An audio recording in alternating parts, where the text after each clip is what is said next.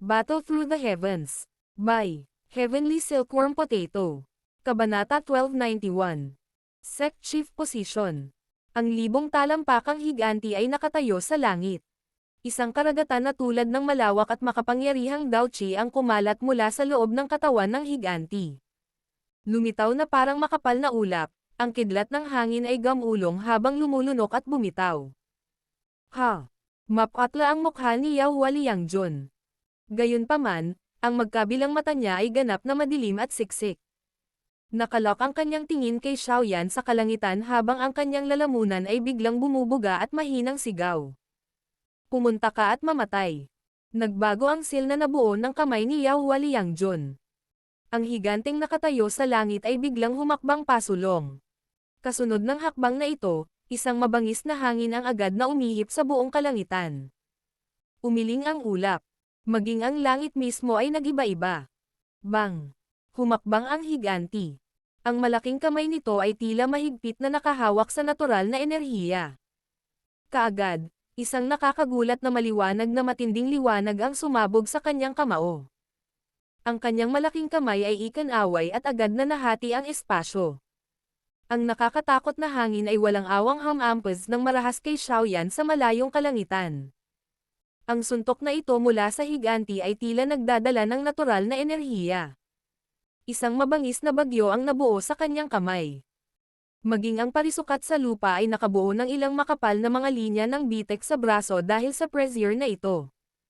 Ang gayong nakakagulat na pag-atake ay talagang karapat-dapat sa isang eksperto na 6-star Dao Zun class. Sa ilalim ng higanteng na puno ng walang katapusang pressure, medyo marami sa mga mahihinang alagad ng flower sect ang may maputlang mukha. Ang labanan sa antas na ito ay isang bagay na bihira nilang makita. Ang nakakatakot na pag-ataking iyon na madaling masira ang buong hanay ng bundok ay naging sanhi ng panginginig ng kanilang mga puso. Ginamit din ng Yahua Liangjun na ito ang lahat ng kanyang lakas. Ang ilang elder ng flower sect ay tahimik na nabigla sa kanilang mga puso habang patuloy nilang idinagdag ang Daochi sa depensa nang makita ito. Hindi inaasahan na talagang nagawang pilitin ni Xiaoyan si Yahua Liangjun sa ganoong sukat gamit ang kanyang 2-star Dao Zun na lakas.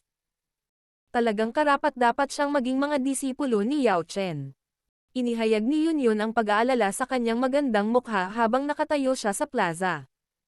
Bagamat naniniwala ang kanyang puso sa lakas ni Xiaoyan, walang sino man ang mananatiling kalmado sa harap ng buong puwersang pag-atake na ito ni Yahua Liangjun. Ho! Ang figure ni Xiaoyan ay nasuspine sa kalangitan. Ang mga buto ng mga pakpak sa kanyang likod ay pumapalpak.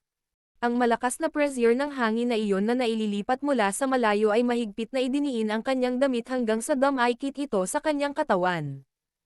Ang rumaragasang tunog ng hangin na iyon ay umaalingaw-ngaw na parang kulog sa tabi ng kanyang tainga, na tila may balak na basagin ang kanyang eardrum. Ito ang buong puwersang pag-atake ng isang 6-star Dao Zun. Ha! Dahan-daang bamantong hininga si Xiaoyan. Isang kislap ang sumilay sa kanyang mga mata habang mahinang bumubulong sa sarili. Kaagad, dahan-dahan niyang itinaas ang kanyang kamay at dahan-daang umikot ang kasing laki ng palad na Annihilation Fire Lotus. Ang maliit na Katanji tanging lotus na bulaklak ay naglalaman ng isang tunay na mapanirang puwersa. Pumunta. Bahagyang ngumiti si Xiaoyan habang itinaas ang kanyang kamay. Ang Fire Lotus na nasa loob nito ay mabilis na lumabas at agad na nabuo ang isang magandang firetail sa himpapawid habang ito ay umaandar patungo sa tila walang kapares na higanti. Baliin mo, si Yahua Liangjun ay hindi nang ahas na maliitin ang apoy na lotus nang makita niya itong kumikislap. Nagbago ang kanyang handsil at agad na umungal ang higanti patungo sa langit. Isang nakakatakot na sonic wave ang kumalat at direktang bumuo ng isang higanteng bagyo. Nakakuyom ang napakalaking kamay na iyon at talagang pilit nitong sinunggaban ang bagyo. Pagkatapos nito, gumawa ito ng malaking hakbang pasulong sa harap ng lahat na nabigla sa mga mata, hinampas ang bagyo at marahas na hinampas patungo sa tila butil ng bigas na parang apoy na lotus. Nagbanggaan ang dalawa at naganap ang saglit na katahimikan. Parang tumahimik ang buong mundo sa sandaling ito. Ang katahimikan ay tumagal ng isang saglit bago ang isang nakakatakot na pagsabog sa wakas ay umalangaw-ngaw sa kalangitan sa isang biglaang paraan. Ang galit na kulog na iyon na parang pagsabog ay yumanig sa buong bulubundukin. Di nagtagal pagkatapos ng pagsabog, isang bagyo ang bumangga sa kalangitan. Sa ilalim ng nagngangalit na bagyo ng apoy, ang daang talampakang malaking higanti ay napunit din hanggang sa lumundag ang Dauchi na parang haligi ng tubig. Gayunpaman, ang mga Dauchi na ito na nakipag-ugnayan sa bagyo. Gayunpaman, ang mga Dauchi na ito ay nakipag-ugnayan lamang sa firestorm nang ito ay sumangga ng nakakatakot na mataas na temperatura sa kawalan. Bang! Malakas na bumangga ang bagyo sa katawan ng higanti. Ang malawak at makapangyarihang Dauchi na nasa kanyang katawan ay nagsimula ring mabilis na mawala. Bang! Nakahinga ng malalim si Xiaoyan ng mainit na hangin. Mabilis na napaatras ang kanyang katawan at isang malakas na sigaw ang lumabas sa kanyang bibig. Kasunod ng sigaw na ito, ang firestorm na napuno ng mapanirang puwersa sa wakas ay ganap na sumabog sa sandaling ito. Bang! Ang nakakatakot na unos ng apoy ay bumagsak ng malakas sa katawan ng higanti. Ang isang walang katulad na malakas na puwersa ay direktang naging dahilan upang ang higanti ay patuloy na humakbang paatras.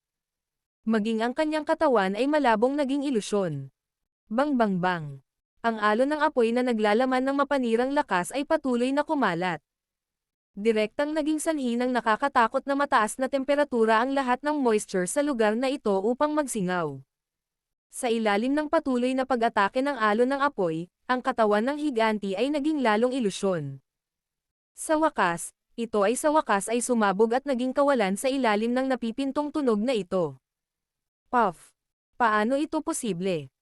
Ang higanti ay nagkawatak-watek at isang subo ng sariwang dugo ang lumabas mula sa bibig ni Yao Liangjun. Isang kawalang paniwala ang bomb-alot sa kanyang mga mata. Gayunpaman, wala siyang anumang oras upang mabigla sa sandaling ito. Ang alon ng apoy na naglalaman ng mapang wasak na puwersa ay dumating na parang bilis ng kidlat matapos piliting pabalaykan ang higanti. Kung siya ay tinamaan nito, malamang na si Yao Liangjun ay agad na malipol. Pinigilan ni Yao Liangjun ang pagkabigla sa kanyang puso. Kinagat niya ang kanyang mga ngipin at inikat ang kanyang Dauchi. Nag-transform ang kanyang katawan sa isang kidlat na biglang umatras ng paputok. Ang bilis ni Yao Liangjun ay napakabilis. Sa isang kisap mata, nalagpasan na niya ang Dauchi barrier sa paligid ng square. Ang alon ng apoy na iyon ay sumunod din ng malapit sa likuran sa harap ng mga nakakagulat na tingin mula sa maraming elder ng flower sect. Sa wakas, marahas itong bumangga sa harang. Bang! Ang napakalaking defensive barrier ay yumanig ng husto. Mabilis na kumalat ang mga ripples. Buti na lang at hindi agad bumagsak. Ang mga elder na iyon mula sa flower sect ay malapit ng bomb-antong hininga nang makita ito nang kumalat ang isa pang mapanirang alon ng apoy. Malakas itong tumama sa Dauchi barrier na parang isang napakalaking martilyo. Crack! Sa pagkakataong ito, sa wakas ay naabot na ng Dauchi barrier ang limitasyon nito. Ang harang ay sumabog sa gitna ng isang kaluskos na tunog. Nang mawala ang sagabal ng Dauchi barrier, kumalat ang alon ng apoy nang walang anumang takot. Nang makita ang eksenang ito, agad na namutla ang mga mukha ng mga alagad ng flower sect sa paligid ng plaza. Gayunpaman, nang kumalat na ang alon ng apoy sa napakalaking parisukat, isang matanda na buntong hininga ang dahan-daang umalangaw-ngaw sa kalangitan. Kaagad, isang figure ang biglang lumitaw sa isang iglap. Ikinumpas niya ang kanyang manggas at isang hindi nakikitang alon ang kumalat. Sa wakas, bumangga ang alon sa alon ng apoy. Ang dalawang enerhiya ay nabura sa isa't isa bago dahan-daang nawasak. First Elder. Nang makita ang figurang ito, na biglang namagitan, ang mga mukha ng ilan sa mga elder mula sa flower sect ay nagpakita ng isang masayang ekspresyon. Xiaoyan, pinaplano mo bang sirain ang flower sect ko? Ang matandang babaeng may puting buhok, na biglang lumitaw sa langit, ay tumingin kay Xiaoyan sa di kalayuan at medyo walang magawa. Ang maputlang mukha na si Xiaoyan ay medyo napahiya nang marinig niya ito. Ramdam niya ang nakakatakot na lakas nitong maputi ang buhok na matandang babae. Kaagad, tumigil siya sa pangangahas na kumilos ng walang pakundangan. Pinagsalikop niya ang kanyang mga kamay at sinabing, "Wala akong pagpipilian dahil sa sitwasyon. Sana ay hindi ako sisihin ng elder na iyon. Pagkatapos bigkasan ang mga katagang ito, kumuha siya ng ilang medicinal pill mula sa kanyang storage ring at pinasok ang mga ito sa kanyang bibig. Kasunod nito, ibinaling niya ang kanyang mga mata kay Huajin. Sa sandaling ito, puno ng takot ang mukha ng huli. Ang mga mata, na dati niyang tinitingnan kay Xiaoyan, ay parang nakakita ng multo. Hindi niya inaasahan na talagang makakapaglabas si Xiaoyan ng nakakatakot na pag-atake na kahit si Yao Hualiangjun ay hindi natanggap. Ang kahabag-habag na figure ni Yao Hualiangjun ay muling nagmamadaling bumalik mula sa malayo. Madilim at madilim ang kanyang ekspresyon habang nakatayo sa langit. Posible pa ring makakita ng bakas ng dugo sa gilid ng kanyang bibig. Naunawaan niyang umalis na siya sa lugar ng plaza at nawalan na siya ng karapatang makipagkompetensya. Sa madaling salita, si Yao Hualiangjun, ay natalo sa kamay ng isang 2-star Dao Zun lamang sa harap ng napakaraming tao ngayon. Bahagyang kumaibot ang sulok ng bibig ni Yao Hualiangjun. Malungkot ang mukha niya na nakakatakot. Ang mga titig na iyon na ipinutok mula sa iba't ibang lugar ay parang mga karayom na tumutusok sa kanya, na naging sanhi ng kakilakilabot na pakiramdam ng kanyang buong katawan. Sinulyapan ni Xiaoyan si Yao Hualiangjun sa malayo mula sa langit. Hindi niya pinansin ang huli at dahan-daang bumaba mula sa langit. Nang walang sinasabi, sinulyapan niya si Huajin sa di kalayuan at pinunasan ang kanyang mga kamay sa harap niya. 4 na heavenly flame ang muling lumitaw sa kanyang harapan. Inaamin ko ang pagkatalo ko. Nang makitang muli ang 4 na uri ng apoy, ang orihinal na maputlang ekspresyon ni Huajin ay naging matingkad na puti. Kahit si Yao Hualiangjun, isang taong may lakas ng 6-star Dao Zun, ay hindi nakatanggap nito. Kung siya ay nasa tatanggap ng huli, malamang na hindi siya makatakas. Kaya naman, nagmamadali siyang sumigaw. Napangiti si Xiaoyan nang marinig ang kanyang pagsigaw. Ibinuka niya ang kanyang bibig at isinubo ang 4 na uri ng heavenly flames sa kanyang katawan. Sa kanyang kasalukuyang lakas, hindi siya nagtataglay ng kakayahang patuloy na gamitin ang Annihilation Fire Lotus ng 2 beses. Lumilitaw na ang babaeng ito ay natakot sa sinapit ni Yao Hualiangjun. Bahagyang umiling ang maraming elder mula sa flower sect nang makita nilang inamin ni Huajin ang pagkatalo. Talaga biro ang laban ngayon. Ang isang 4-star Dao Zun at isang 6-star Dao Zun ay natalo sa mga kamay ng isang 2-star Dao Zun. Kung ang bagay na ito ay kakalat, ito ay talagang pagmulan ng isang biro. Hindi ako nabigo. Lumingon si Xiaoyan. Tumingin siya kay Yunyun, na pinalaki ang kanyang mapupulang labi at may pagkagulat na ekspresyon sa kanyang magandang mukha. Pagkatapos nun, umubo siya ng mahina at tumawa. Gusto mo pa rin kumilos ng matapang. Pinagmasdan ni Yunyun ang mukha ni Xiaoyan na naglalaman din ng pamumutla. Sinaman siya ng tingin ng hindi sinasadya. Ang kanyang tono ay may kaunting pasaway at ibang uri ng kagalakan. Ang first elder mula sa flower sect sa langit ay marahanding bamantong hininga. Lumingon ang kanyang mga mata kay Huajin at mahinang nagsalita. Dahil natalo ka, ibigay ang jade token ng pinuno kay Yunyun. Agad na napahawak ng mahigpit ang kamay ni Huajin nang marinig niya ito. Gayunpaman, hindi niya maaaring kainin ang kanyang mga salita sa publiko. Kaagad, nakapikit lang siya at kinuha ang jade token mula sa kanyang storage ring bago walang awa na itinapon ito kay Yunyun. Ibinaling ng first elder ng flower sect ang kanyang mga mata kay Yunyun. Nakangiti niyang sinabi. Nagtitiwala ako sa mga mata ng naunang pinuno. Yunyun, sa hinaharap. Ikaw ang susunod na pinuno ng flower sect. Battle Through the Heavens. Kabanata 1292. Pagpipino.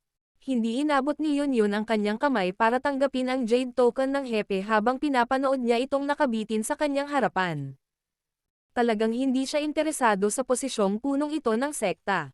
Bukod dito, dahil sa mga anino mula sa mga bagay na iyon noon, ang bagay na pinakaayaw niyang gawin ay ang maging pinuno ng isang sekta. Kunin mo. Udyok ni Xiaoyan nang makita niya ang pag-aalinlangan sa mukha ni Yunyun. Okay pa rin kung hindi niya ibuka ang bibig niya. Sa sandaling ginawa niya iyon, gayunpaman, hindi napigilan ni Yunyun ang pagtitig sa kanya. Kinagat niya ang kanyang mga pilak ng ngipin at sinabing, Tanggapin mo ito. At hayaan kang subukan at kumilos muli ng malakas. Si Xiaoyan ay hindi sinasadya na medyo napahiya nang marinig niya ito. Sinabi niya, maraming taon na ang nakalipas, ngunit naaalala mo pa rin ang mga bagay na ito. Walang tama o mali sa pangyayari noon. Bagamat nasira ko ang Misty Cloud Sect, ang Misty Cloud Sect ay nagdulot din ng malaking pagkalugi sa aking angkan ng Xiao. Alam kong walang kaugnayan sa iyo ang bagay na ito ngunit kailangan ko pa ring isaalang-alang ang ilang mga bagay. Hindi ko alam ang tungkol sa lahat ng magagandang dahilan na ito. Medyo namula ang mga mata ni Yun nang banggitin niya ang bagay na ito. Alam din niya na hindi mali si Xiaoyan sa bagay na iyon kapag tumitingin sa kanyang pananaw. Gayunpaman, ang Misty Cloud Sect ay kung tutusin ay isang lugar na nag-ayos sa kanya sa loob ng maraming taon. Gayunpaman, nadisband ito noon dahil lang sa sinabi ng kasamahan na ito. Kung gusto mong humanap ng tahimik na lugar na matutuluyan, hindi mo makakamit ang tunay na kapayapaan sa pamamagitan ng pamumuhay sa ilalim ng ibang tao tulad ng dati.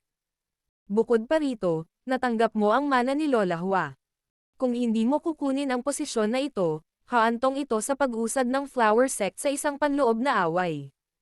Sa tingin ko ay hindi handang makita ni Lola Hua ang ganoong bagay, tama ba? Mahinang tanong ni Xiaoyan. Nagulat si Yun. Saglit siyang nag-alinlangan bago tuluyang tumango.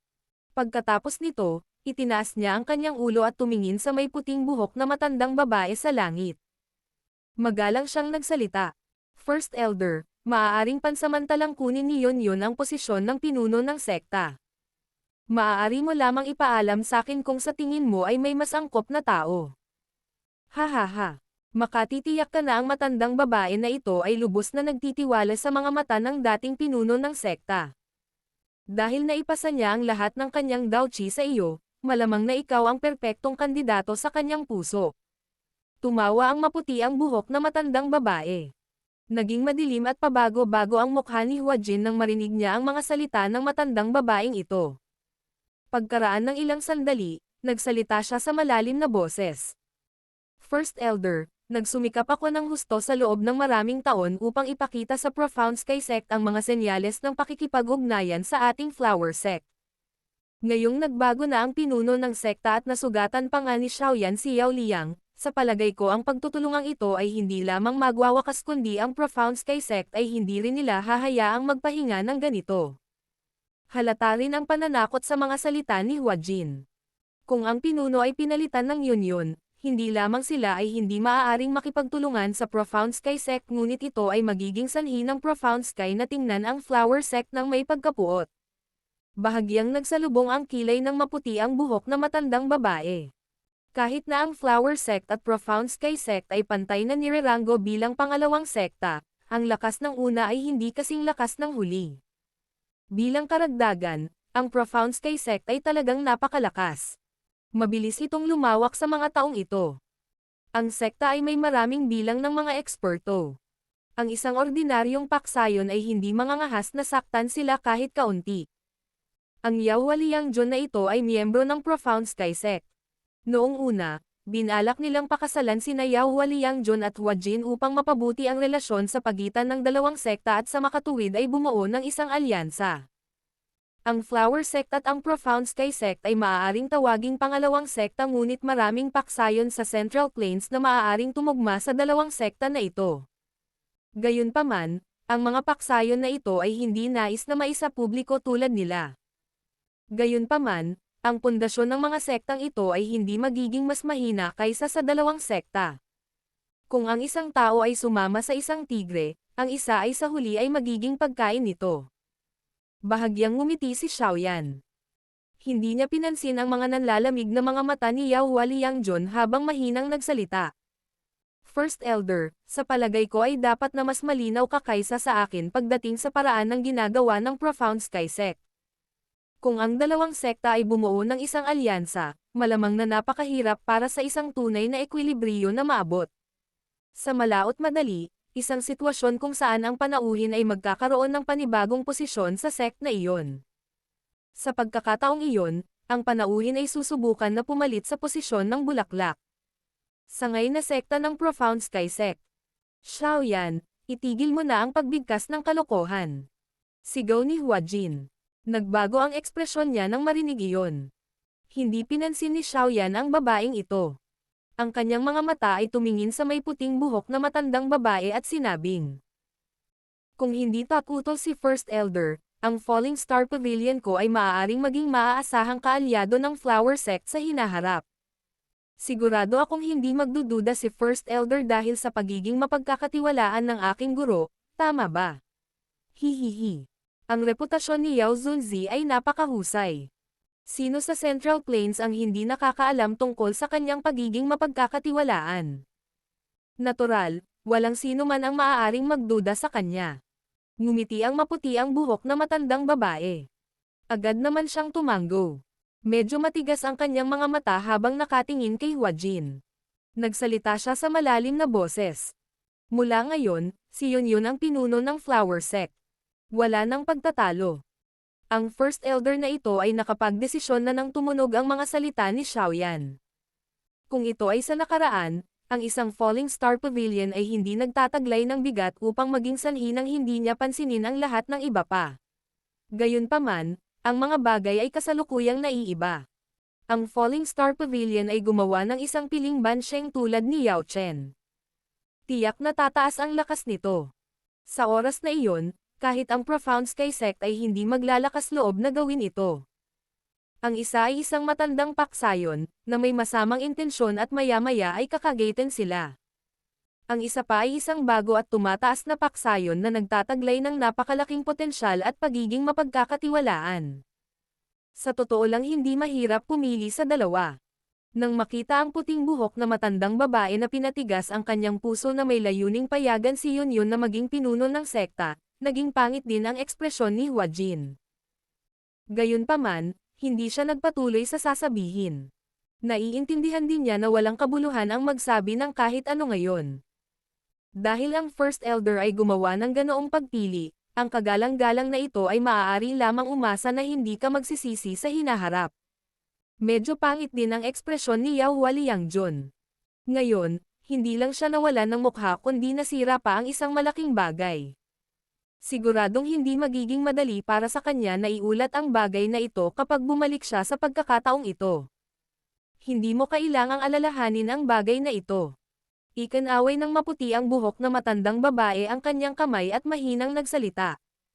Bahagyang kumaibot ang sulok ng bibig ni Yao Hualiangjun.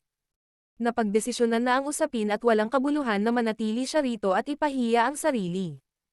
Kaagad, ibinaba niya ang kanyang manggas, tumalikod at nagmamadaling lumabas ng Flower Sect. Nang lumingon siya, ang kanyang mga mata ay napuno ng masama at masamang ekspresyon habang nakatingin sila kay Xiaoyan. Maliwanag, pagkatapos na mawalan ng malaking mukha ngayon, lubos niyang kinasusuklaman si Xiaoyan. Ngumiti lang si Xiaoyan sa mukha ng kanyang mga mata. Tunay na makapangyarihan ang isang 6-star Dao Zun ngunit sa kasalukuyan ay hindi rin siya isang ordinaryong tao. Kahit na gustong gumamit ng mga trick ng taong ito, hindi matatakot si Xiaoyan sa kanya. Nakita ni Huajin si Yao Hualiangjun na umalis ng galit na galit. Gusto niyang hawakan siya ngunit wala siyang masabi. Matapos ang pag-igting ng kanyang mga ngipin, hindi niya ito sinundan. Sa halip, tumalikod siya at tumakbo patungo sa isang bundok, na wala sa isang kisap mata. Dahan-daang nilaybot ng mata ng matandang babae na may puting buhok ang buong lugar nang makita niyang paalis na ang 2 taong ito. Mahina niyang sinabi, mula ngayon, si Yunyun ang magiging bagong pinuno ng ating Flower Sect. Lahat ng mga disipulo ng Flower Sect ay dapat sumunod sa kanyang mga utos. Kung hindi, sila ay parurusahan ayon sa mga alituntunin ng sekta. Naiintindihan. Nang tumunog ang boses ng matandang babae, dali-daling lumuhad ang mga disipolo ng Flower Sect na iyon sa plaza. Isang magalang na boses ang umalangaw-ngaw sa lugar. Pagbati sa pinuno ng sekta. Bahagyang napangiti si Xiaoyan habang pinagmamasdan ang siksik ang mga disipulo na nakaluhod. Tumingin siya kay Yunyun, na nakakaramdam ng panik at nagsabi. Pagbati, Sect Chief Yunyun. Inilibot ni Yunyun ang kanyang mga mata sa kanya. Agad siyang napabuntong hininga sa malayong paraan. Sa tuwing lilito ang taong ito, magdudulot ito ng ilang pagbabago sa kanyang buhay. Kaaway niya talaga. Hindi masyadong engrandi ang seremonya para makuha ni Yunyun ang punong posisyon. Gayunpaman, kasama ang unang elder ng flower sect na namumuno dito, ang lahat ay ginawa sa karaniwang paraan. Nang matapos ang seremonya, si Yunyun ay formal nang naging susunod na pinuno ng sekta ng flower sect. Hindi nagmamadaling umalis si Xiaoyan pagkatapos ng seremonya. Sa halip, kinuha niya si Yunyun upang tulungan siyang maghanap ng tahimik na silid. Ang nakatagong pagtutol sa loob ng bone-chilling flame ay ganap na nawala. Ito ang pinakamagandang pagkakataon para lunukan at pinuhin ito. Bukod dito, ang flower sect na ito ay nagtataglay din ng maraming eksperto na naruroon. Ito ay talagang hindi isang masamang lugar upang pinuhin ang bone-chilling flame. Sa pagtaas ng lakas ng mga eksperto na nakausap ni Xiaoyan, kailangan niyang itaas ang kanyang lakas sa lalong madaling panahon. Bagamat hindi na niya kailangang matakot kapag kaharap ang isang dalubhasa tulad ni Yao Hualiangjun, ang kanyang kalaban ay hindi si Yao Hualiangjun kundi ang Hall of Soul. Nasaksihan na ni Xiaoyan ang lakas ng 9th Chanzen at 8th Chanzen ng Hall of Soul. Malinaw na naiintindihan niya sa kanyang puso na malamang na magiging isang matinding labanan kung makikilala niya ang sino man sa dalawang iyon. Ang pinakamahalaga, kahit na matapos ang matinding laban, hindi mataas ang tsansa niyang manalo.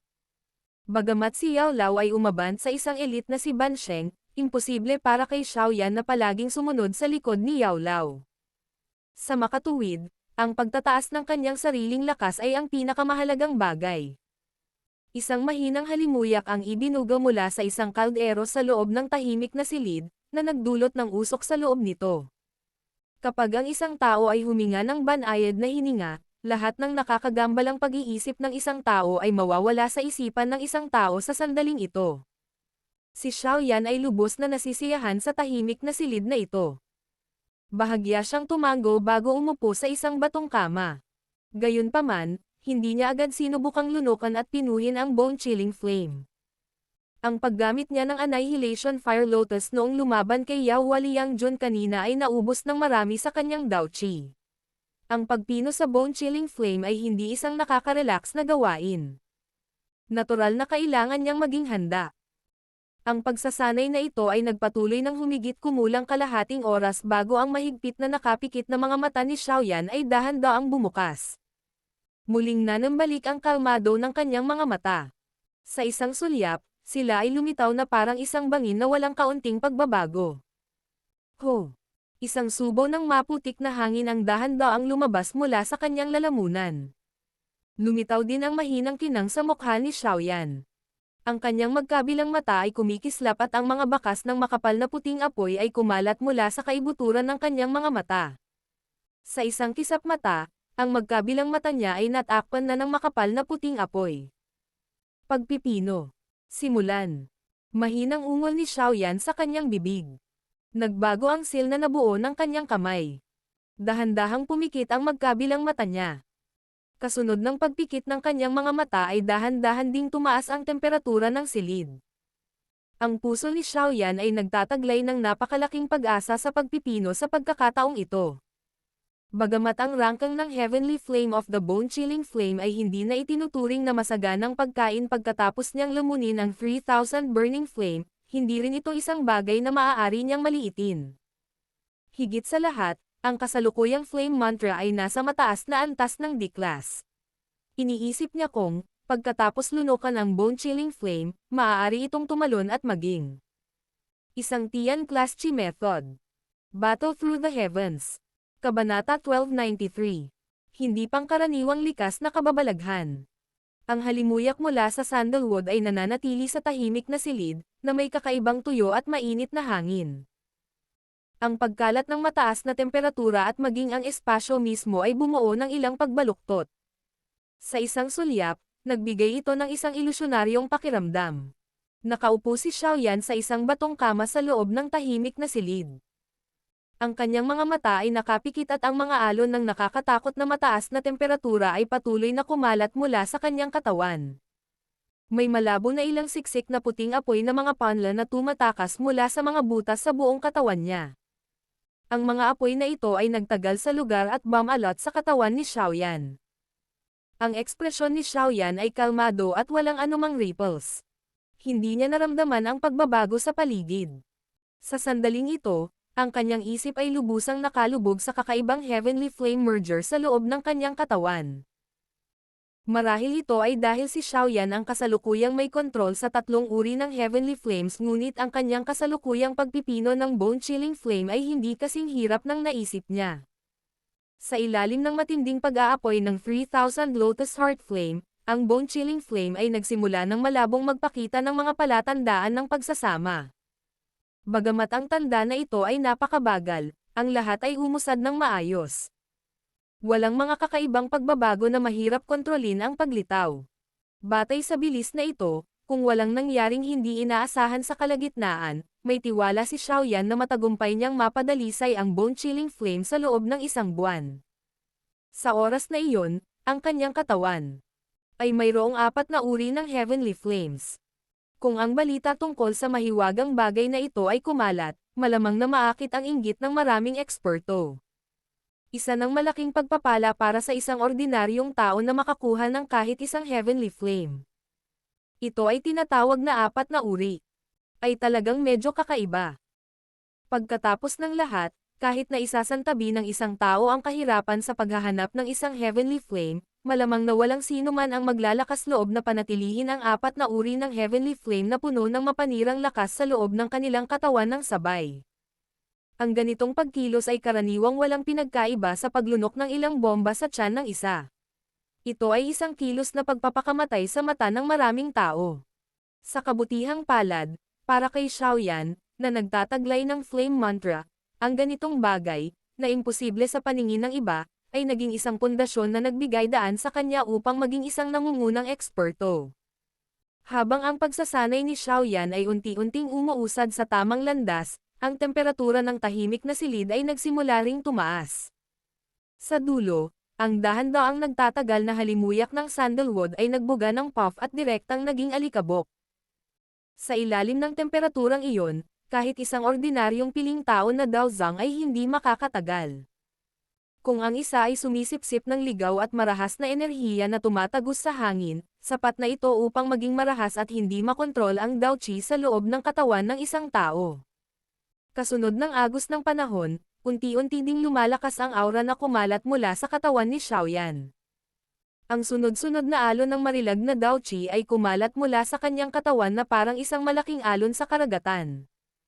Nagdulot pa ito ng ilang hindi malinaw na tunog ng pag-crash sa proseso. Sa pagsasanib ng bone-chilling flame at ng 3,000 Lotus Heart Flame, ang napakalaking enerhiya na nakatago sa loob nito ay napalitan ng purong daoqi na bumuhos sa mga ugat ni Xiaoyan pagkatapos ng refinement, na naging sanhi ng dahan-daang pagtaas ng kanyang aura. Lumipas ang kalahating buwan sa isang kisap mata sa ilalim ng tahimik na pagpipino na ito. Pagkatapos ng kalahating buwan ng pagpipino, ang temperatura sa loob ng tahimik na silid ay tumaas na hanggang sa isang nakakatakot na antas. Bukod dito, dahil sa ganap na selyado ang lugar na ito, naging parang bapur. Umikot ang chi wave at ang mainit na temperatura ay nagdulot ng maraming maitim na crack lines na lumitaw sa kalangitan. Ang ilang mga mesa at upuan na bato sa loob ng tahimik na silid ay unti-unting natunaw, naging likido na dahan-daang tumulo at umaagos sa loob ng tahimik na silid. Paminsan-minsan, may lalabas na bula ng hangin kasabay ng bahagyang pag-urong ng tunog. Halos kalahati ng batong kama ay natunaw din sa ganitong mataas na temperatura.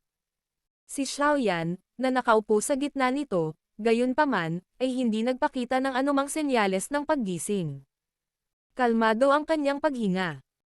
Ang mainit na hangin, na magiging sanhi ng isang ordinaryong tao na maging abo sa paglanghap, ay naging parang dalawang hanging dragon na sumusunod sa kanyang mga butas ng ilong at patuloy na pumapasok sa kanyang katawan.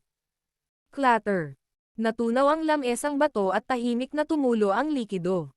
Isang bahagyang V-sound ang lumitaw sa loob ng tahimik na silid na may ritmo.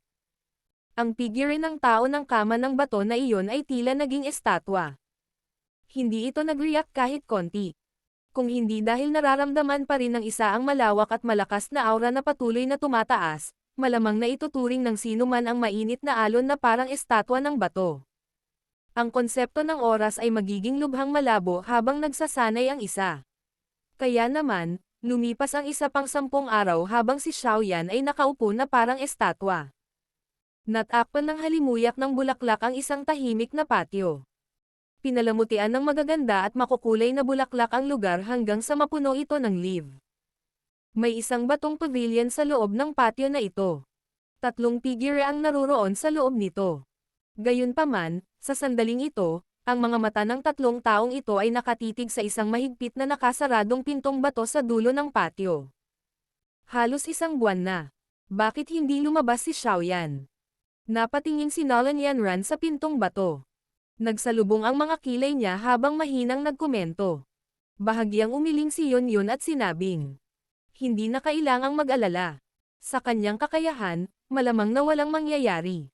Hindi bihira para sa isang piling Daozun na magsagawa ng ilang buwan o kalahating taon na retreat.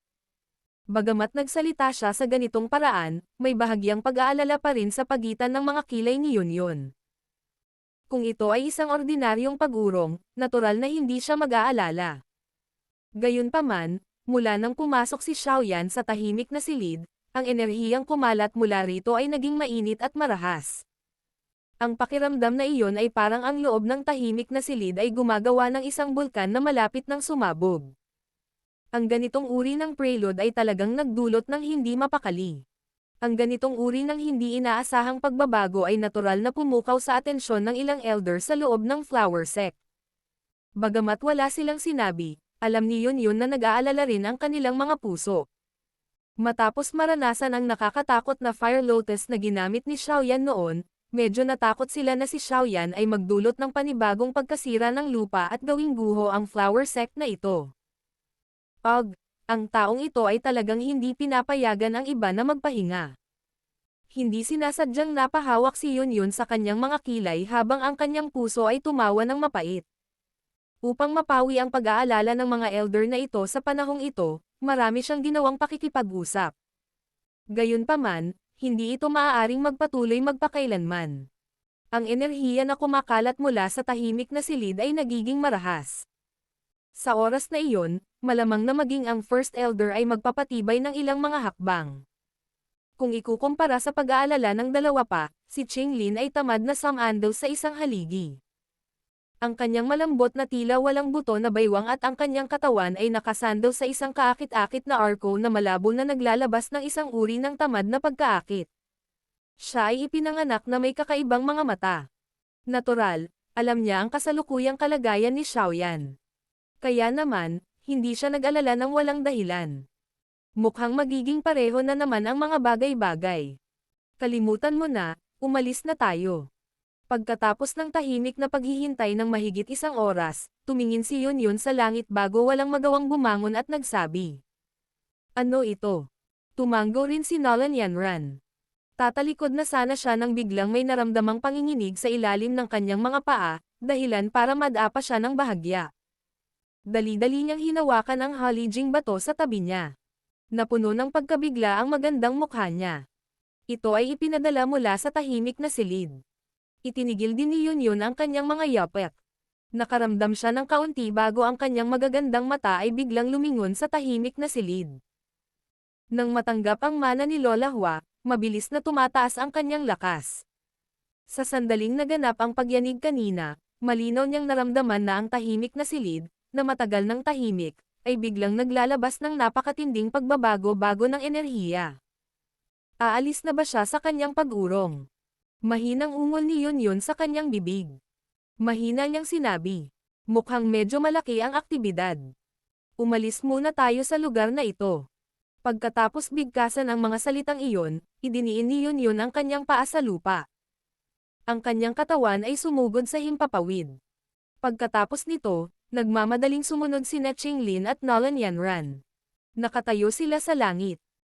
Noon lamang nila nakita ang isang napakainit na haligi ng apoy na dahan-daang kumukulot at umaangat mula sa itaas ng tahimik na silid. Bang!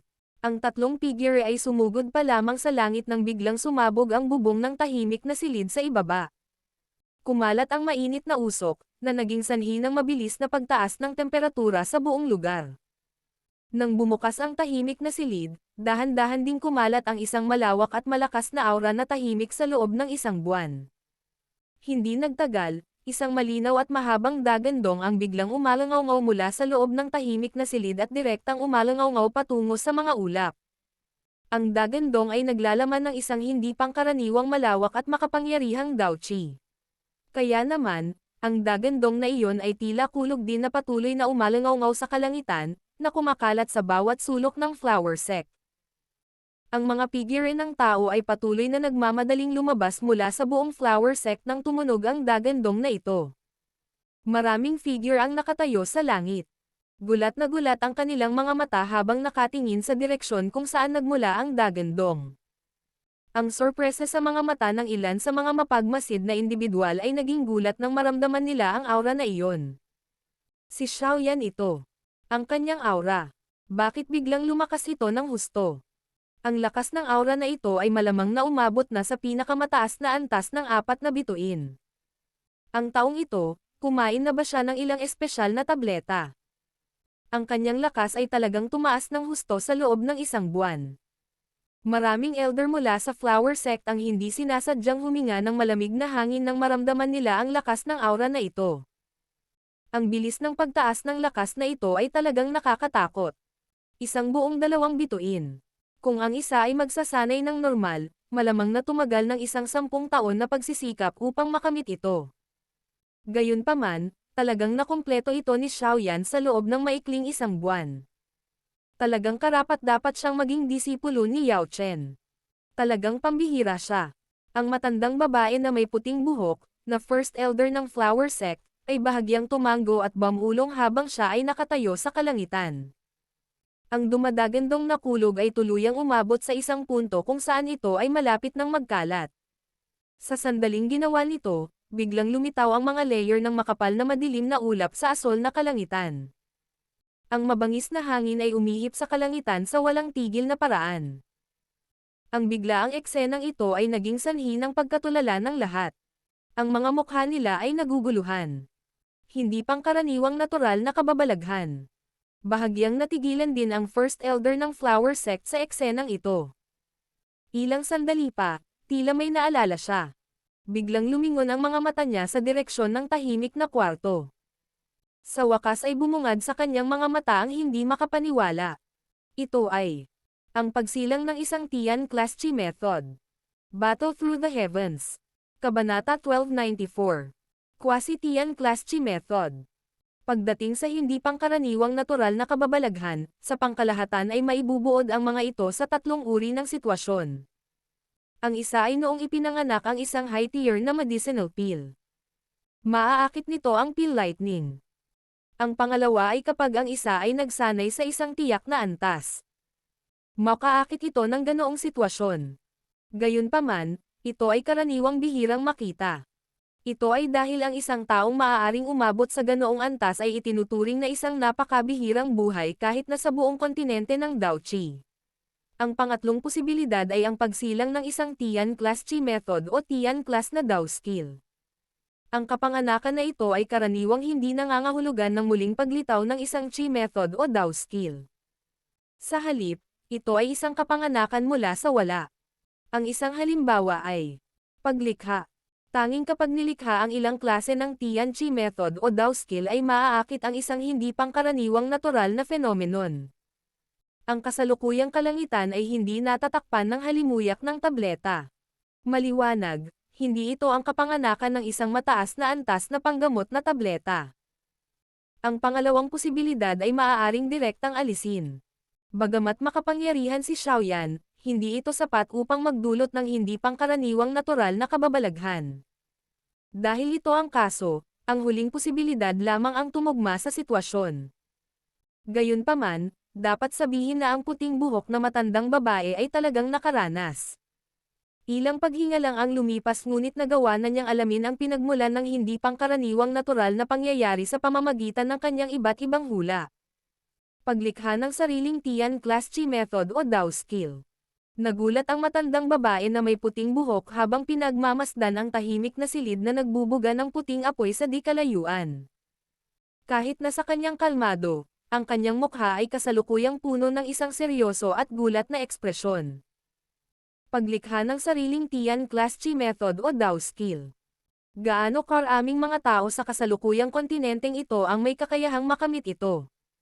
Batay sa sentido komon, kalimutan ang tungkol kay Xiaoyan, kahit si Yao Chen, na sumulong sa klase ng Bansheng ay malamang na hindi nagtataglay ng ganoong kakayahan. Gayunpaman, gaano man kalaki ang kawalang paniwala sa kanyang puso, ang sitwasyon na lumitaw sa kanyang harapan ay naging dahilan upang wala siyang pagpipilian kundi tanggapin ang malupit na katotohanan ito. Ilang sandali pa, binawi niya ang kanyang emosyon. Isang mapait na ngiti ang sumilay sa kanyang mukha. Talagang ito ang kaso ng nakababatang henerasyon na nalampasan ang luma. Kung ikukumpara sa isang napakahusay na binata, ang mga matatandang tulad nila ay nahihiya lamang. Hindi katakataka na matatanggap siya ni Yao Chen bilang isang disipulo. Bihira talaga ang ganitong talento. Marahang napabuntong hininga ang maputi ang buhok na matandang babae. Bahagyang kumislap ang mga mata niya. Pagkatapos ng bagay na ito, ang kanyang puso ay talagang nagsimulang mag-isip ng mataas kay Xiaoyan. Kahit na siya ay itinuturing na medyo magalang kay Xiaoyan sa nakaraan, iyon ay dahil sa mukha ni Yao Lao. Dahil nagulat si Xiaoyan kay Yao Hualiangjun gamit ang kanyang 2-star Dao Zone, nagulat siya ngunit iyon lang. Maaaring magmukhang malakas si Yao Hualiangjun sa paningin ng iba ngunit hindi siya nagdulot ng kahit kay titing na banta. Kung hindi dahil miyembro ng Profound Sky Sect si Yao Hualiangjun, malamang na hindi niya pahihintulutan ang taong ito na umalis ng maayos noon. Bagamat mataas lang ang tingin niya kay Xiaoyan noon dahil kay Yao Lao, ganap na itong nagbago sa sandaling ito. Paglikha ng sariling Tian Class Chi Method o Dao Skill. Ang kakayahang ito ay isang bagay na kahit siya ay hindi maihahambing. Masyadong maraming sorpresa ang ibinigay sa kanya ni Xiaoyan. Ito ay sa isang lawak na naging sanhi ng kanyang, bilang First Elder ng Flower Sect, upang seryosong banta siya. Ang tagumpay ng taong ito sa hinaharap ay tiyak na magiging pambihira.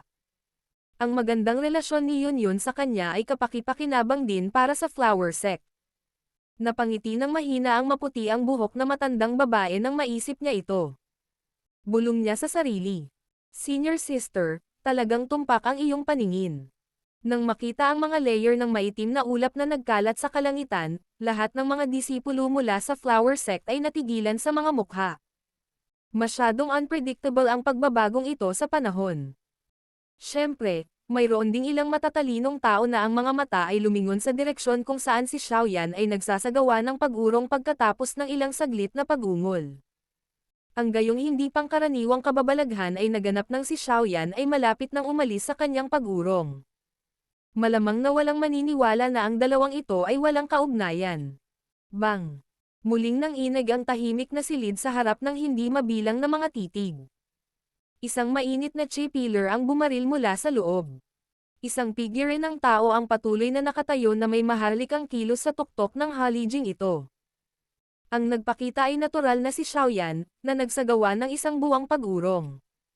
Sa sandaling ito, bahagyang nagulat din siya nang makita ang hindi pangkaraniwang pangyayari sa kalangitan. Ilang sandali pa, parang may naintindihan siya. Bahagya siyang kumunat ang noo at marahang iwinagayway ang manggas.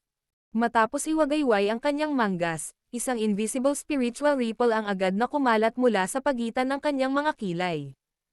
Nang kumalat ang ripple na ito, ang mga layer ng madilim na ulap sa kalangitan ay tumigil din sa pag-ikot. Pagkatapos nito, dahan-dahan silang nagkalat sa gitna ng maraming nakatulala na mga tingin. Ang dilim sa kalangitan ay unti-unti ding naglaho matapos mawala ang huling madilim na ulap. Isang mainit na sikat ng araw ang muling kumalat at sumikat sa bulubunduking ito na natatakpan ng dagat ng bulaklak. Nag-evolve na ba ito sa Tian Class Chi Method? Tinitigan ni Xiaoyan ang sariling palad pagkatapos kumalat ang madilim na ulap.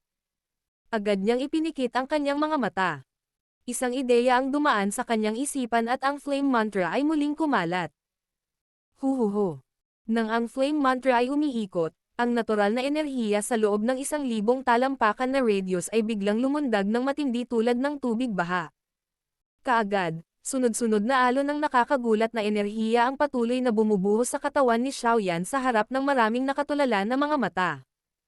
Hindi tinanggihan ng katawan ni Xiaoyan ang natural na enerhiyang ito na puno ng napakaraming dumi.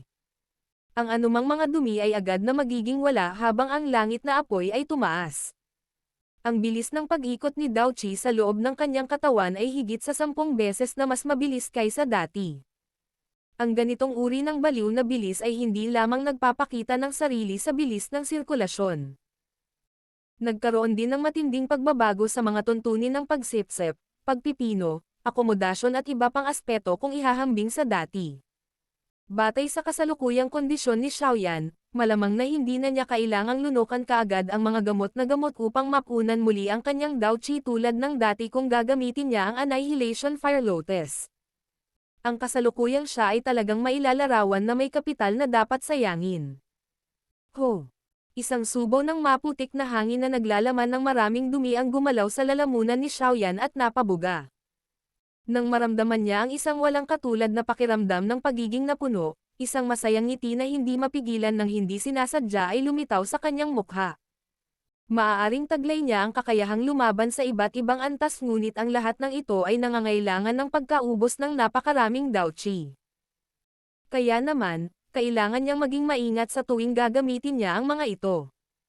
Natatakot siya na baka may magsamantala sa pagbubukas pagkatapos niyang gamitin ito at pumasok sa isang mahinang estado. Sa kabutihang palad, ang ganitong uri ng pag-aalala ay malamang na bihirang mangyari mula ngayon maliban kung ito ay ilang mga espesyal na pangyayari. Ito ay maaaring ituring na isang Tian Class Low Rank Qi Method. Gayunpaman, ito ay dapat lamang na lumagpas sa D-Class High Level. Ito ay usap-usapan na kapag ang isang tunay na Tian Class Qi Method ay ginamit, ito ay agad na maa-absorb ang lahat ng enerhiya sa loob ng 1,000 talampakan para sa sariling paggamit. Ang na-activate ko kanina ay may ilang gap kung ikukumpara dito. Inihayag ni Xiaoyan ang isang pagpapahayag ng malalim na pag-iisip. Hindi inaasahan na ang pag-evolve sa klase ng Tian ay magiging ganito kalupit. Kahit na ang bone-chilling flame ay nakuha lamang ang flame mantra upang maabot ang quasi-Tian class na antas ng Qi method. Sa kabutihang palad, hindi alintana kung ito ay quasi-Tian class o isang tunay na klase ng Tian, ito ay pagkatapos ng lahat ay umabot sa antas na iyon. Ang ganitong uri ng pagbabago ay magiging isang marahas din. Ang lakas ko ay kasalukuyang nasa 4-star Dao Zone level. Naramdaman ni Xiaoyan ang loob ng kanyang katawan. Ang paglunok ng bone-chilling flame sa pagkakataong ito ay talagang nagbigay daan lamang sa kanya na itaas ang kanyang lakas sa pamamagitan ng dalawang bituin. Bagamat handa siya sa pag-iisip, ang ganitong uri ng resulta ay nagdulot pa rin ng pagkadismaya ni Xiaoyan. Kung malalaman ng ibang mga piling tao na Dao Zone ang iniisip niyang ito, malamang na agad silang magluwa ng isang subo ng sariwang dugo. 10 taon o kahit dekada ng pagsasanay ay natapos niya sa loob ng maikling 1 buwan. Kung siya ay nasaran ng loob dahil dito, malamang na kailangan nilang direktang humanap ng bato at itumba ang kanilang mga ulo sa kamatayan. 4-star. Kung ganun, sige. Matapos makaramdam ng kawalan ng pag-asa sa maikling sandali, mabilis na binawi ni Xiaoyan ang kanyang isip. Ang resultang ito ay isang bagay na inaasahan niya. Sa sandaling ito, nakalunok na siya ng 4 na uri ng heavenly flames. Kahit na ang lakas ng isang heavenly flame ay mahusay, anumang bagay na kinakain ng marami ay malamang na magreresulta sa hindi nito ganap na may palabas ang epekto nito tulad ng dati. Batay sa hula ni Xiaoyan, kung lalamunan niya ang isang heavenly flame na nasa ika-15 ranggo at mas mataas sa sandaling ito, ang epekto ay malamang na napakahina. Mahihirapan itong itaas ang kanyang lakas kahit isang bituin. Mukhang kailangan kong mahanap ang mga heavenly flames na nasa unahan kapag nilalamon ko ang heavenly flames sa hinaharap. Ito. Hindi nakaimik si Xiaoyan nang mag-isip hanggang sa puntong ito. Ang isang heavenly flame ay bihira mismo. Ang mga nasa unahan ay napakabihirang. Kahit na mahanap ito ng isa, napakahirap din ang pagtatangkang makuha at pinuhin ito. Base sa kanyang hula, Lumilitaw na ang landas ni Xiaoyan sa paglunok ng Heavenly Flame sa hinaharap ay magiging walang katulad na mahirap. Mapait na ngumiti si Xiaoyan, umiling at bumantong hininga. Ang tanging magagawa niya ay tanggapin ang kanyang kapalaran. Bagaman ang pagtaas ng kanyang lakas sa pamamagitan ng dalawang bituin ay hindi nakakatugon sa mga pamantayan ng kanyang mga mata na marunong makakita, ang isang maliit na lamok ay karne din. Kung gagamitin niya ang Skyfire 3 Mysterious Change sa kanyang kasalukuyang lakas, hindi na niya kailangang umasa sa Annihilation Fire Lotus para makipaglaban kay Yao Liangjun sakaling matugunan niya ang huli. Kahit na sa isang ulo sa banggaan, ang kalamangan na maaaring makuha ni Yao Liangjun ay malamang na maliit. Kalimutan ang tungkol sa Yao Liangjun na iyon, kahit na makilala ko ang tinatawag na ikasyam na Chanzen ng Hall of Soul, magagawa ko ring makipaglaban sa kanya at umatras sa isang piraso. Hindi sinasadyang nakahinga ng maluwag si Xiaoyan nang maisip niya ito. Mula nang nasaksihan niya ang lakas ng ikasyam na Chanzen at ng iba pa noon, malabo na siyang nakakaramdam ng kaunting pressure sa kanyang puso. Ang taong ito ay 9th Chanzen lamang. Sa itaas niya ay tiyak na mayroong 7th Chanzen, 6th Chanzen at maging ang 1st Chanzen. Sa kabutihang palad, ang kanyang kasalukuyang lakas ay tumaas na sa isang tiyak na lawak. Maaaring hindi siya maglakas loob na sabihin na hindi siya natatakot sa mga taong ito dahil lamang dito, ngunit ang kanyang puso ay maging mas magaan. Hindi na kailangan para sa kanya na palaging kinakabahan. Bukod dito, kahit na hindi niya matalo ang mga ito kapag lumaban sila sa hinaharap, tiyak na hahayaan niyang magdusa ang kabilang partido. Hanggang kailan ka magpapatuloy sa pangangarap dito? Isang banayad na boses ang umalangaw-ngaw sa tabi ng tainga ni Xiaoyan habang siya ay nasa malalim na pag-iisip. Inangat ni Xiaoyan ang kanyang ulo, para lamang makita ang isang magandang mukha na lumitaw sa kanyang harapan. May kung anong pasaway na ekspresyon sa kanyang magandang mukha. Ito ay lubhang kaakit-akit. Ngumiti si Xiaoyan kay Yunyun kaya lang bigla niyang inabot ang kamay niya at hinawakan ang kamay ni Yunyun. Nang makitang kumikilos si Xiaoyan sa ganitong paraan sa publiko, ang napakagandang mukha ni Yunyun ay naging isang nakakahiyang pula. Napakunot ang noo niya at nagsalita sa paraang nahihiya at galit. Munting bastos, maaari ka bang talagang naadek sa pag-arte na parang isang pilyong tao? Battle Through the Heavens.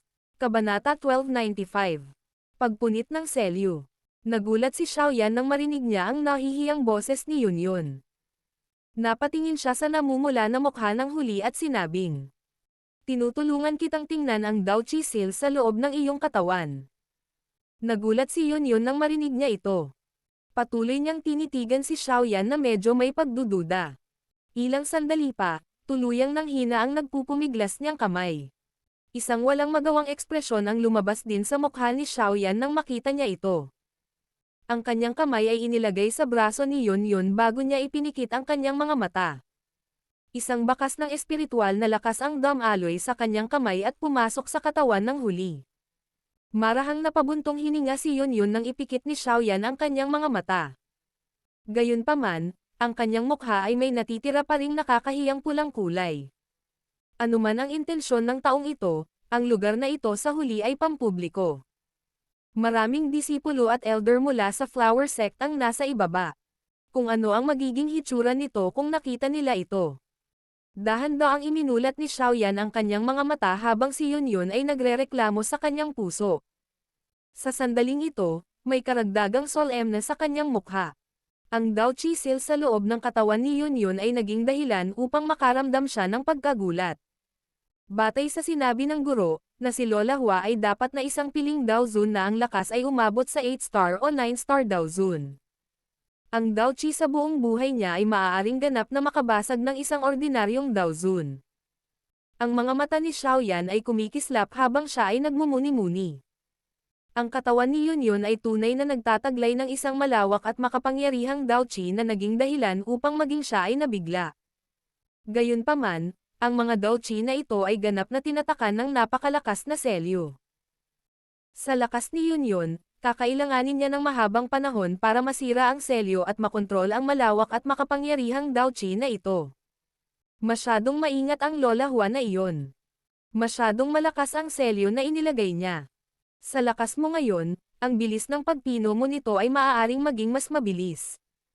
Binitiwan ni Xiaoyan ang kamay ni Yun, itinaas ang kanyang ulo at sinabi. Alam mo rin na napakalakas ng selyo. Sa lakas ko, imposibleng masira ko ito. Ang magagawa ko lang ay absorb ang mga Daoqi na lumabas mula sa selyo. Kahit na ganito ang nangyari, ang bilis ng pagsasanay ko ay mas mabilis kung ikukumpara sa nakaraan. Napakunot ng noo si Yun at sinabing, mas ligtas na pinuhin ang lahat ng Daoqi na ito sa lalong madaling panahon. Kung hindi, kung makikilala mo ang isang malakas na tao, malamang na ang taong iyon ay maaaring tanggalin ang Daoqi seal nang walang kaukulang pangangalaga sa iyong buhay. Seryosong nagsalita si Xiaoyan. Ang lahat ng Daoqi na naiwan ng 8 o 9 na bituin na si Daozun ay isang mapang-akit na kayamanan. Mahirap makatiyak na ang ilang mga eksperto ay hindi magkakaroon ng iba pang mga naliligaw na pag-iisip. Bahagyang tumango rin si Yun nang marinig niya ito. Naiintindihan niya na hindi magsisinungaling si Xiaoyan sa kanya. Gayunpaman, hindi sa ayaw niyang pabilisin ang rate ng pagpipino ngunit talagang wala siyang magawa sa selyong iyon. Relax, ipaubaya sa akin ang usapin ng selyo. Aayusin ko ang bagay na ito bago umalis. Kung hindi, hindi talaga ako mapakali. Kusang ngumiti si Xiaoyan at sinabi nang makita ang ekspresyon nito. Isang hindi kilalang emosyon ang bumalot sa puso ni Yun habang pinagmamasdan niya ang nakangiting binata sa kanyang harapan. Ang pakiramdam ng pagkakaroon ng taong maaasahan ay talagang masarap. Dinala niya si Nolan Yanran at naglibot sa buong lugar sa mga taong ito. Kahit na ang kanyang lakas ay maaaring ituring na nasa tuktok sa loob ng Jianan Empire, wala sa Central Plains na ito kung saan maraming eksperto ang naruroon. Ang dalawang babae na nagtataglay ng gayong kagandahan ay natural na nakaakit ng maraming atensyon. Kaya naman, dinala ni Yun si Nolan Yanran para sumali sa Flower Sect. Ang tanging hinahangad niya ay kapayapaan. Gayunpaman, hindi niya talaga naisip ang posisyon ng pinuno ng Flower Sect. Salamat. Marahang huminga ng hangin si Yun. Pinigilan niya ang medyo mahinang emosyon sa kanyang puso at bamulong. Napakunot ang noo ni Xiaoyan nang marinig niya ito. Tinitigan niya ang magandang mukha at nagtanong. Kailangan pa ba? Ha? Itinaas ni Yun ang kanyang magandang mga mata pagkatapos lumitaw na marinig ang hindi nasisiyahang tono na ginamit ni Xiaoyan. Tiningnan niya ang pagsimangot ng huli bago hindi sinasadyang ngumiti. Isang bahagyang init ang naruroon sa kanyang puso. Medyo nalungkot si Xiaoyan sa naging sanhi ng napakalaking kaguluhan sa loob ng Flower Sect. Espesyal siyang humihingi ng paumanhin sa First Elder ng Flower Sect. Ngayong may intensyon ang First Elder na kaibiganin si Xiaoyan at ang Falling Star Pavilion, natural na hindi siya mag-aalala tungkol dito. Sa makatuwid, ang maliit na bagay na ito ay lumipas lamang sa ganitong paraan. Ang tinatawag na hindi natural na kababalaghan ay unti-unting naglaho matapos itong pag-usapan ng mga disipulo ng Flower Sect sa loob ng 2 hanggang 3 araw. Ito rin ang nais ni Xiaoyan. Ayaw niyang tumitingin siya ng maraming kakaibang mga mata sa tuwing lalabas siya. Isang malabong halimuyak ang nananatili sa loob ng isang silid na puno ng maputlang kulay rosas na kulay. Sa isang sulyap, mauunawaan ng isa na malamang na ito ang silid ng isang babae. Puwersahan kong pupunitin ang isang crack line mamaya upang matulungan ang iyong pagpipino sa hinaharap. Maaaring medyo masakit. Dapat mong tiisin ito. Tumingin si Xiaoyan kay Yun, na nakaupo sa malambot na kama. Ang kanyang pag-iisip ay lumipat din mula sa silid na ito na may kulay rosas na kulay bago tuyong umubo at sinabi. Magiliw na sumang-ayon si Yun. Sa sandaling ito, medyo namumula pa rin ang mukha niya. Ito ay dahil kahit hanggang ngayon, hindi niya alam kung bakit biglang uminit ang ulo niya at dadalhin si Xiaoyan sa sarili niyang silid. Buti na lang gumamit ng kahit anong kwarto. Gayunpaman, kailangan niyang dalhin siya dito. Ito ay lalo na noong nagpakita si Xiaoyan ng kakaibang ekspresyon pagkatapos lamang na makapasok sa lugar na ito. Naging dahilan ito upang magkaroon siya ng salpok na ibabaon ang kanyang ulo sa lupa. Tuyong tumawa si Xiaoyan nang makita niyang namumula pa rin ang dulo ng tenga ni Yun. Pagkatapos nito, bumuga siya ng mahabang hininga. Itinapon niya sa isang tabi ang mga nakakagambalang kaisipan at unti-unting itinoon ang kanyang isipan. Matapos maging nakatuon ang kanyang isip, kinulat ni Xiaoyan ang kanyang mga daliri at dahan-daang lumitaw sa kanyang daliri ang isang tipak ng purple-brown na apoy na naglalaman ng mga bakas ng makapal na kaputian sa loob nito. Ang apoy na ito ay natural na isang bagay na nilikha pagkatapos na pagsamahin ang bone-chilling flame sa iba pang apoy. Sa kasalukuyan, ang apat na uri ng heavenly flames ay ganap na pinagsama-sama. Parehong naging mas malaki ang kulay at lakas nito. Bukod dito, ang ganitong uri ng heavenly flame ay kasalukuyang nagbigay sa isa ng medyo kakaibang pakiramdam. Ang sobrang init ay nagtago ng isang uri ng sobrang lamig na puwersa. Ang kahirapan sa pagharap dito ay dumami ng ilang beses. Maaaring isipin ng isa ang pinsalang ay dudulot nito sa kabilang partido kung ang ganitong uri ng hindi pangkaraniwang puwersa ay sumalakay sa katawan ng kabilang partido kapag nakikipaglaban sa ibang tao. Naging seryoso ang ekspresyon ni Xiaoyan nang lumitaw ang apoy. Pagkaraan ng ilang sandali, ang kanyang mga daliri ay madiin na dumikit sa braso ni Yun na parang kidlat. Bagamat hindi pinalakas ni Xiaoyan ang temperatura ng apoy, ang mataas na temperatura na nilalaman ng katawan ng apoy ay nasunog pa rin ang mga damit sa likod ni Yun na naging abo, na nagpapakita ng kanyang hubad na jade na parang nakakaakit na kurba. Ang lamig na biglang lumitaw sa kanyang likod ay naging dahilan din ng pagsigaw ni Yun. Namula agad ang mukha niya. Gayunpaman, ang isang tame-time na sigaw na ipinadala mula sa kanyang taon ay naging dahilan upang wala siyang pagpipilian kundi bawiin ang ripple sa loob ng kanyang puso. Mag-focus ka. Protektahan ang sarili mong mga ugat. Sisirain ko na ang selyo. Itinikom ni Yun ang kanyang mga pilak na ngipin sa harap ng matinding sigaw na ito ni Xiaoyan. Pilit niyang pinigilan ang pagbabago-bago sa loob ng kanyang puso at mabilis na itinoon ang kanyang isip. Ang kamay ni Xiaoyan, kung saan ang apoy ay nananatili, ay nakaturo sa likod ni Yun. Ang makinis na jade na tulad ng likod ay agad na nagpakita ng isang lilang pulang shot. Sunod-sunod na alon ng mainit na apoy ang sumunod sa lugar na ito at patuloy na bumubuhos sa katawan ni Yun. Ang heavenly flame ay biglang sumalakay sa malawakang paraan. Kumalat din ang mataas na temperatura, na naging sanhi ng masakit na pag-ikot ni Yun sa kanyang Daoqi sa mabilisang paraan. Binalot nito ang bawat ugat.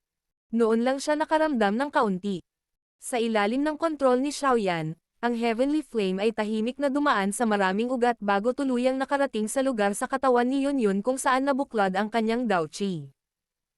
Naghanda siya ng kaunti bago nagpakawalan ng sigaw at walang awa na sumugod patungo sa malakas na selyo. Bang! Nagkabanggaan ang dalawa. Agad na huminto ang magandang katawan ni Yun. Ang Daoqi sa loob ng kanyang katawan ay nanginginig ng matindi sa sandaling ito. Sunod-sunod na alon ng matinding sakit ang patuloy na kumalat mula sa loob ng kanyang katawan. Seryoso ang mukha ni Xiaoyan. Ang tigas ng selyo ay lumampas sa kanyang inaasahan. Sa lakas niya ngayon, imposibleng patuloy niya itong sirain. Bukod dito, kung tuluyang nawasak ang selyo, ang malawak at makapangyarihang Daoqi na lumabas ay agad na sisire sa katawan ni Yun. Siyempre, hindi ito ang pakay niya. Ang gusto lang niyang gawin ay putulin at bumuo ng crack line sa selyo. Sa kanyang kasalukuyang lakas at sa tulong ng heavenly flame, hindi ito dapat maging napakahirap na makamit ito. Bang bang bang. Ang isang tuloy-tuloy na dami ng apoy ay umagos sa katawan ni Yun. Pagkatapos nito, bumangga ito sa matigas na selyo nang hindi natatakot sa kamatayan. Maraming mababa at malalim na tunog ang paulit-ulit na umalangaw-ngaw sa loob ng katawan ni Yun. Lalong lumala rin ang matinding sakit na iyon. Sa kabutihang palad, alam niya na ito ay isang kritikal na bagay. Mariin niyang itinikom ang kanyang mga ngipin at hindi naglalabas ng anumang ingay.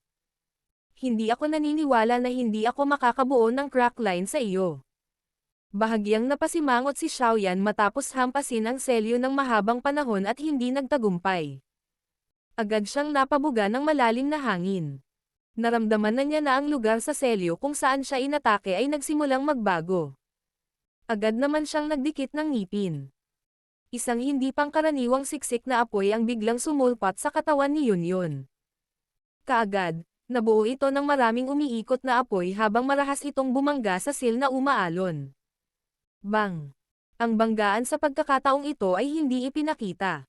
Kumalat ang malakas na puwersa bukod sa punto ng banggaan. Grog! Kumalat ang puwersa at halos agad na namutla ang mukha ni Yun. Isang subo ng sariwang dugo ang tumalsik. Napakalakas talaga ng puwersang iyon. Kung hindi dahil ginamit niya ang Dao Chi para protektahan ang kanyang mga ugat kanina, malamang na maging ang kanyang mga ugat ay tuluyan ng nabali sa banggaan na ito. Isang subo ng sariwang dugo ang tumalsik. Gayunpaman, hindi hamina ang aura ni Yun bilang resulta. Sa halip, ang mga alon ng sunod-sunod na alon ng malakas na pagbabago-bago ng Dao Chi ay biglang umusbong mula sa loob ng kanyang katawan. Ang lakas ng pag-iiba-iba na iyon kaya pinilit pa nitong ibalik ang daliri ni Xiaoyan, na nakadikit sa mga daliri ni Yun. Ang lakas ng Dao Chi. Isang sorpresa ang bumungad sa mga mata ni Xiaoyan nang pilit na inialis ang daliri nito. Biglang bumukas ang nakapikit na mga mata ni Yun habang nakaupo siya sa kama. Ang makapangyarihang Dao Chi ay lumabas na tila sila ay tunay na sangkap. Ang mesa sa isang maikling distansya sa harap ay nagbuga ng isang tunog ng crack bago nabasag sa alikabok. Nasira ang selyuha. Lumitaw ang kagalakan sa mukha ni Yun nang makita niya ang eksenang ito. Bigla niyang inangat ang ulo niya. Ang kanyang mga mata ay tumingin kay Xiaoyan, nalaman lamang na ang huli ay nakatitig sa kanya na may kakaibang ekspresyon. Nagulat si Yun nang makita niya itong titig ni Xiaoyan. Agad niyang ibinaba ang ulo niya. Halos agad na nag-init ang mukha niya. Ito ay dahil ang mga damit sa kanyang katawan ay ganap na pumutok dahil sa pagsabog ng kanyang Dao Chi kanina. Sa sandaling iyon, isang hubad na magandang katawan ang nakaupo sa loob ng silid.